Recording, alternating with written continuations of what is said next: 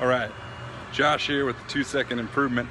My truck, I smashed into another vehicle last winter, and since it's just my old truck, I really haven't bothered fixing it. But it's starting to make a weird noise. Okay, it's been making a weird noise when I turn sharp to the left.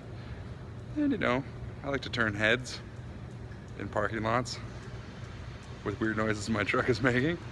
But I think I'm gonna try to fix it. I'm just gonna take the Sawzall, ignore her. I'm gonna try to take the Sawzall and just cut that off where it was cut off with the Sawzall last time.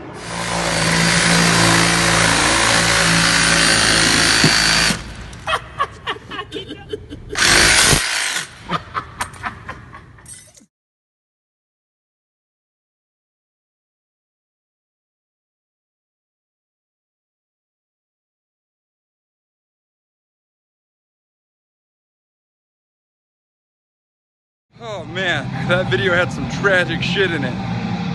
Sorry you guys had to witness that. Turns out, not that part. Well, it was rubbing on that part. But also, my sway bar was broken loose. That has to have been like that for a long time due to the amount of rust in what you could see in those pictures. So I did what any person would do in my position.